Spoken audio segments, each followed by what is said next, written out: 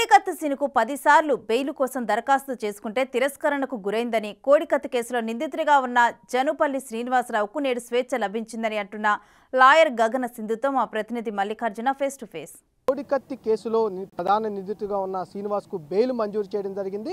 ఈ కేసుకు సంబంధించి అసలు హైకోర్టు ఏం తీర్పు ఇచ్చింది, దాంట్లో ఉన్న ప్రధాన అంశాలు ఏంటనేది మనతో మాట్లాడేందుకు ఈ కేసు వాదిస్తున్న గగన సింధు గారు ఉన్నారు. ఆమెతో మాట్లాడడం అసలు ఏం జరిగింది ఇప్పటి వరకు ఈ కోర్టుకు సంబంధించి ఈరోజు హైకోర్టులో బెయిల్ రావడం జరిగింది. బెయిల్లో ఉన్న అంశాలు ఏంటి, ప్రధానంగా ఉన్న జడ్జిమెంట్ ఏంటి? అంటే ఇవాళ జడ్జిమెంట్ ఇవ్వడం జరిగింది. జడ్జిమెంట్లో ఏంటంటే క్లియర్గా 3 అంశాలు చాలా క్లియర్గా మెన్షన్ చేయడం జరిగింది. అదేంటంటే మొదటిగా మనం చూసుకున్నట్లయితే జనుపల్లి శ్రీను అనే అతను ఎవరైతే ఉన్నారో 25,000 అంటే 25,000 రూపాయల చొప్పున 2 షూరిటీలను పెట్టుకొని ఈ కేసు ఏదైతే ఉందో దాంట్లో షూరిటీలు పెట్టుకొని బయటకు వస్తారన్నమాట. ఆ తర్వాత 2 కండిషన్స్ ఇంపోజ్ చేయడం జరిగింది. ఆ 2 కండిషన్స్ ఏంటంటే మెయిన్గా మనం చూసుకున్నట్లయితే ప్రతి ఆదివారం అంటే రిలీజ్ అయిన వెంటనే ప్రతి ఆదివారం ఉదయం 10 గంటల నుంచి సాయంత్రం 5 గంటల లోపల జనుపల్లి శ్రీను ముమ్మడివరం పోలీస్ స్టేషన్కి వెళ్ళి హాజరవ్వాలి. రెండో విషయం ఏంటంటే తను ప్రింట్ మీడియా కానీ ఎలక్ట్రానిక్ మీడియా కానీ ఎటువంటి సంభాషణలు చేయకూడదు అని చెప్పేసి జడ్జిమెంట్లో మెన్షన్ చేయడం జరిగింది. దాని ద్వారా ఆయనకి బెయిల్ గ్రాంట్ చేయడం జరిగింది. అంటే గతంలో కూడా ఒకసారి ఇట్లాగే బెయిల్ వచ్చిన దాఖలాలు కూడా ఉన్నాయి. అప్పుడు ఎందుకు బెయిల్ క్యాన్సిల్ అయింది అసలు? అంటే ముందు నుంచి కూడా ఈ కేసులో చాలా జాప్యం జరుగుతుంది. అది అందరికీ తెలిసిన విషయమే. ఏంటంటే ఇక్కడ ఒక సామాన్యమైన వ్యక్తి గతంలో కూడా బెయిల్ మంజూరు చేసినట్లే చేసి మళ్ళీ వెంటనే ఆ బెయిల్ క్యాన్సిల్ చేయడం అనేది జరిగింది. అంటే అప్పుడున్న సర్కమ్స్టాన్సెస్ ప్రకారం బెయిల్ గ్రాంట్ చేయడం కరెక్ట్ కాదు అన్నట్లుగా ఆ స్టేట్మెంట్ అనేది వెనక్కి తీసుకొని ఆ బెయిల్ని రద్దు చేశారు. బట్ ఇప్పుడు ఏంటంటే అంటే జస్టిస్ కృష్ణ అయ్యర్ గారు ఒక రూల్ చెప్పారనమాట. అంటే bail is a rule, jail is an exception. అంటే బెయిల్ అనేది ఖచ్చితంగా అందరికీ అంటే ఒక దోషిగా మనం పరిగణించే వరకు కూడా అంటే చట్టంలో అతను నిర్దోషిగానే మనం చూడాలి అని చెప్పేసి ఒక స్టేట్మెంట్ ఉంది. దాన్ని బట్టి క్రిమినల్ ప్రొసీజర్ కోడ్ అనే దానిలో మెయిన్ కాన్సెప్ట్ అది. సో ఆ కాన్సెప్ట్ని బేస్ చేసుకొని ముందు బెయిల్ ఇచ్చే అంటే ఆ బెయిల్ వచ్చిన తర్వాత ఆ వ్యక్తి యొక్క మనుగడ అంటే ఆ మనుగడని మనం చూస్తూ దాని విధంగా తనను పూర్వాపరాలు పరిశీలించి కేసు యొక్క డీటెయిల్స్ అనేవి మనం మెన్షన్ చేసి దాని ప్రకారం కేసు ట్రయల్ అనేది అంటే ట్రయల్ సగం ఎప్పటికప్పుడు ఏం జరుగుతుందంటే ట్రయల్ కమెంట్స్ అవ్వడం లేట్ అవుతుంది.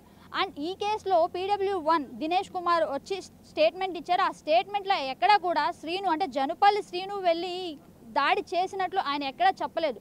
ఒక ఇన్సిడెంట్ అయితే జరిగింది, అక్కడ తనకు వెళ్ళారు అని మాత్రమే చెప్పారు. కానీ ఖచ్చితంగా ఆయనే ఈ ఇష్యూ అంటే ఈయనే హింట్ చేశారు అని మాత్రం ఎక్కడా చెప్పలేదు. సో అండ్ LW2గా ఉన్న జగన్మోహన్ రెడ్డి గారు ఇప్పటి వరకు కోర్టుకి వచ్చిందే లేదు. అంటే ఇన్సిడెంట్ జరిగిన దగ్గర నుండి కూడా ఇప్పటి వరకు కోర్టుకి రాకుండా ఇంకా లోతు దర్యాప్తు కావాలి. మనం చూసుకున్నట్లయితే అండి ఫ్రమ్ ద బిగినింగ్ ఏం జరుగుతుందంటే ఫస్ట్ NIAకి ఇచ్చిన తర్వాత అంటే NIA ఇన్వెస్టిగేషన్ ఇచ్చినప్పుడు NIA ఇన్వెస్టిగేషన్ అనేది నాకు నమ్మకం లేదు, నాకు అడ్వకేట్ కమిషనర్ కావాలి, అడ్వకేట్ కమిషనర్ ద్వారా నేను వెళ్తాను, లోతు దర్యాప్తు కావాలి అని చెప్పేసి రకరకాల అంశాలు తెర ముందుకు వస్తూనే ఉన్నాయి. బట్ ఆఫ్టర్ దట్ ఏమైందంటే మళ్ళీ ఇన్సిడెంట్ని ఎక్కడైతే అంటే మళ్ళీ ఫర్దర్ ఇన్వెస్టిగేషన్ కావాలి అని అడగటం జరిగిందో ఈ ఫర్దర్ ఇన్వెస్టిగేషన్ క్యాన్సిల్ చేయడం జరిగింది. అండ్ NIA వాళ్ళు కూడా క్లియర్ రిపోర్ట్ ఇచ్చారు, ఇక్కడ ఎక్కడా లోతు దర్యాప్తు చేయాల్సిన అవసరం లేదు, అంతా రిపోర్ట్ అంతా క్లియర్గానే ఉంది అని చెప్పేసి ఇవ్వడం జరిగింది. ఆ టైంలోనే బెయిల్ వస్తుందని చెప్పేసి మేము చాలా ధీమాగా ఉన్నాము. బట్ సడన్గా ఏమైందంటే విశాఖ NIA కోర్టుకి బదిలీ చేయడం జరిగింది. అంటే ఇక్కడ విజయవాడ కోర్టులో సగం ప్రొసీడింగ్స్ జరిగిన తర్వాత ప్రొసీడింగ్స్ మళ్ళీ NIA వైజాగ్ కోర్టుకి అంటే తరలించడం జరిగింది. ఇలా దెబ్బ మీద దెబ్బ పడుతూనే ఉంది. అసలు న్యాయం జరుగుతుందా అన్న ఇబ్బందిలో మేము ఉంటూ అలాగే కంటిన్యూస్గా ఫైట్ చేయడం ద్వారా ఆర్గ్యుమెంట్స్ చెప్పి ప్రజెంట్ అంటే కేవలం ఆర్గ్యుమెంట్స్లో మెన్షన్ చేసింది ఏంటంటే బెయిల్ అనేది ఖచ్చితంగా ఒక ప్రాథమిక హక్కులున్న వ్యక్తికి ఖచ్చితంగా బెయిల్ అనేది చాలా అవసరం. ఒకవేళ బెయిల్ కనుక మంజూరు చేయలేకపోతే ట్రయల్ అనేది కమెన్స్ అవ్వాలి. ఇక్కడేం జరుగుతుందంటే ట్రయలు జరగట్లేదు, అలా అని బెయిల్ కూడా ఇవ్వట్లేదు. ఒక సామాన్య వ్యక్తిని అంటే ఒక పేదవాడిని జైలు గోడల మధ్యన ఎన్ని రోజులు మగ్గించడం అనేది కరెక్ట్ అనేది మేము చట్టం దృష్టికి తీసుకువెళ్ళడం జరిగింది. సో కొన్ని కండిషన్స్ ఇంపోజ్ చేసి బెయిల్ ఇవ్వడం అనేది జరిగింది. అంటే ఇన్ని సంవత్సరాలు 5 సంవత్సరాల 2 నెలల వరకు కూడా ఇప్పటి వరకు జైల్లో ఉండటం జరిగింది. ఎలా జరిగింది ప్రొసీడింగ్స్ అనేవి, ఎట్లా జరిగినాయి, ఏ కోర్టుకి దీన్ని తరలించారు, అసలు ఎప్పుడు ఈ కేసు రిజిస్టర్ అయింది, ఎప్పుడు ఇన్వెస్టిగేషన్ స్టార్ట్ అయింది? అంటే 2018 అక్టోబర్ 25న ఒక సెన్సేషనల్ ఇష్యూగా ఇది తెర ముందుకు రావడం జరిగిందనమాట.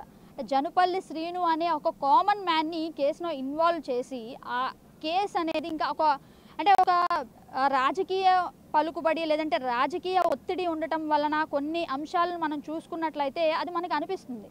సో అలా అంటే ఫస్ట్ విజయవాడ ఎన్ఐఏ కోర్టు నుంచి మళ్ళీ వైజాగ్ ఎన్ఐఏ కోర్టుకి మార్చడం, లేదంటే జడ్జెస్ ట్రాన్స్ఫర్ అవ్వటం, ఇలా కొన్ని అంశాలు తీసుకుంటున్నప్పటికీ కూడా శ్రీను చాలా ఓపికగా న్యాయం అనేది జరుగుతుంది, ఆ న్యాయం నన్ను బయటకు తీసుకొస్తుంది ఏ రోజుకైనా అని చెప్పేసి శ్రీను చాలా ఓపికగా ఉండటం, అలాగే తన తల్లిదండ్రులు ఎవరైతే ఉన్నారో రీసెంట్గా శ్రీను యొక్క మదర్, అలాగే శ్రీను ఒక బ్రదర్ ఒక ఆమరణ నిరాహార దీక్ష చేపట్టి తాము ఎదుర్కొన్న ఇబ్బందులు ఒక వయసులో ఉన్న కొడుకు ఈ రోజుల్లో ఆ తల్లిని చూసుకోవాల్సిన బాధ్యత ఉన్నటువంటి కొడుకు జైలు గోడ మధ్యలో ఎన్ని రోజులు ఉంటాడు అనేది ఆ తల్లి ప్రశ్న. అలాగే గవర్నర్ గారికి రీసెంట్గా రిపోర్ట్ ఇవ్వడం కూడా జరిగిందనమాట. ఒక లేఖ ద్వారా తమ యొక్క బాధని తెలియజేసే విధంగా వాళ్ళు లేఖ కూడా రీసెంట్గానే సమర్పించారు.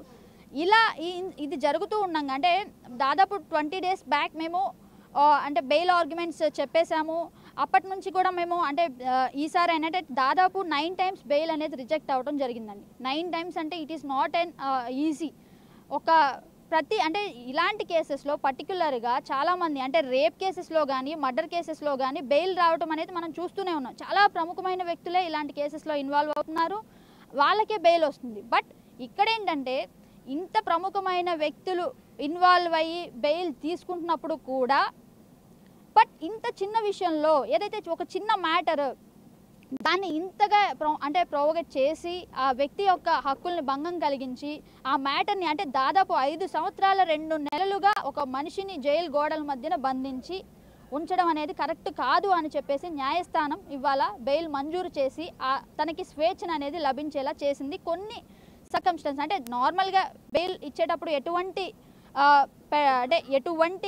నిబంధనలు పెడతారో అవే నిబంధనలు ఇక్కడ శ్రీనివాస్ కూడా పెట్టి బెయిల్ ఇవ్వడం అనేది జరిగింది.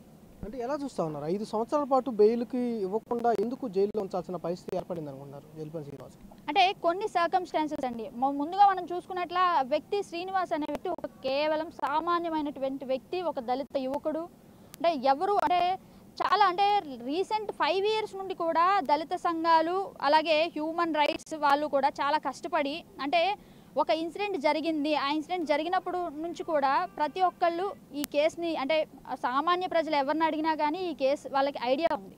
సో ఇలా ప్రతి ఒక్కళ్ళు తమ ఒక ఇంట్రెస్ట్ అనేది దీంట్లో చూపించి ఇటు సంఘాలు కానీ హ్యూమన్ రైట్స్ కానీ ఇన్వాల్వ్ అయ్యి ఈ మ్యాటర్ని అందరికీ తెలిసేలా చేసి ఒక సామాన్యమైన మనిషిని ఇలా నిందించడం లేదంటే ఇబ్బంది పెట్టడం నిర్బంధించడం కరెక్ట్ కాదు అని చెప్పేసి ఆ విషయాన్ని స్పెసిఫిక్గా మెన్షన్ చేసి మేము కూడా చాలా జడ్జిమెంట్స్లో ఇప్పుడు హుస్సేనురా ఖటూన్ వర్సెస్ ఆ కేసులో కూడా జస్టిస్ భగవతి గారు చాలా క్లియర్గా చెప్పారు, స్టేట్కి ఒక బాధ్యత ఉంది, కాన్స్టిట్యూషన్కి ఒక బాధ్యత ఉంది, ఎవరికైతే ఫండమెంటల్ రైట్స్ ఉన్నాయో ఆ ఫండమెంటల్ రైట్స్కి ఎటువంటి పరిస్థితిలో కూడా ఇబ్బంది అనేది కలగకూడదు. ఇక్కడ ఈ మనిషికి జనుపల్లి శ్రీనుకి తన ఫండమెంటల్ రైట్స్ అనేవి కట్టేలైపోయాయి, తన ఫండమెంటల్ రైట్స్ అనేవి ఎక్కడ ఒక బందీఖానగా అయిపోయాడు తను, ఇకనైనా ఈ న్యాయం అనేది జరగాలి అని చెప్పేసి మేము మా ఆర్గ్యుమెంట్స్ అనేది ప్రజెంట్ చేశాము. ఈసారి 9 times బెయిల్ రిజెక్ట్ అయినవి సెట్ అసైడ్ చేసి దుర్గా ప్రసాద్ గారు డివిజనల్ బెంచ్ ఒక సందేశాత్మకమైన ఒక పేదవాడికి కూడా న్యాయం అందుతుంది, కాస్త టైం పడుతుంది కానీ న్యాయం అనేది అయితే ఖచ్చితంగా జరుగుతుంది అనేది మనం ఈ అంశంలో మనం చూడవచ్చు. ఎంతమంది సాక్షులను విచారించారు ఇప్పటి వరకు? ఎలా జరిగింది విచారణ అంతా? విచారణ ఎప్పటికప్పుడు ట్రయల్ కమెన్స్ అవుతుంది అనుకునే టైంకి ఖచ్చితంగా మళ్ళీ మ్యాటర్ ప్రొలాంగ్ అయిపోవడం. కేవలం LW1 దినేష్ కుమార్ అనే వ్యక్తిని మాత్రమే ఈ కేసులో సాక్షిగా విచారించడం జరిగింది. బట్ ఆయన కూడా ఎక్కడ తన స్టేట్మెంట్లో శ్రీనువే ఈ ఇన్సిడెంట్ శ్రీనువే దాడి చేశాడని చెప్పేసి ఎక్కడ చెప్పలేదు. కేవలం LW1 దగ్గర మాత్రమే ఈ సాక్ష్యం చెప్పడం అనేది ఎవిడెన్స్ అనేది అక్కడే ఆగిపోయింది. ఆ తర్వాత ఎటువంటి డెవలప్మెంట్ అనేది లేదు ఈ కేసులో.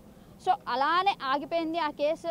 అలా ప్రొలాంగ్ అవుతూ ట్రయల్ కమెన్స్ అవ్వకపోతే if there is delay in trial you must give an opportunity for bail అనేది మేము చాలా క్లియర్గా మెన్షన్ చేసాం, మా ఆర్గ్యుమెంట్స్లో అదే ప్రజెంట్ చేసాం. సో ఈరోజు బెయిల్ వచ్చింది. ఇప్పటికే ఒకసారి బెయిల్ వచ్చి రిజెక్ట్ అయిన పరిస్థితి ఉంది. మీరు 9 సార్లు కూడా బెయిల్ కోసం అప్రోచ్ అవ్వటం, దాన్ని క్యాన్సిల్ చేయడం జరిగింది. ఫైనల్గా ఇప్పుడు బెయిల్ వచ్చింది. మరోసారి క్యాన్సిల్ అయ్యే అవకాశం ఏమైనా ఉంటుందా? లేదండి. ఇక్కడ బెయిల్ ఎలా ఇచ్చారంటే కొన్ని కండిషన్స్ ఇంపోజ్ చేసి బెయిల్ ఇచ్చారు. అంటే తను ఆ నియమ నిబంధనలు ఎక్కడ ఉల్లంఘించకుండా ఉంటే ఆ బెయిల్ అనేది క్యాన్సిల్ అవ్వదు.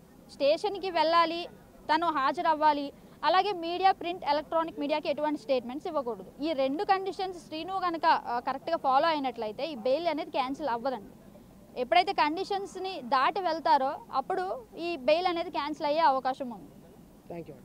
ప్రధానంగా ఏదైతే చూస్తూ ఉన్నామో 5 సంవత్సరాల 2 నెలల కాలానికి చెల్లుపల్లి శ్రీనివాసరావు ఎవరైతే కోడికత్తి కేసులో ప్రధాన నిందితుడిగా ఆరోపణలు ఎదుర్కొంటా ఉన్నాడో తనకి విముక్తి కలిగే విధంగా జడ్జిమెంట్ ఇవ్వడం జరిగిందంటూ కూడా గగన సింధు చెబుతున్న పరిస్థితి అయితే కనిపిస్తూ ఉంది. కెమెరామెన్ సిద్ధుతో మల్లికార్జున, బిగ్ టీవీ, విజయవాడ.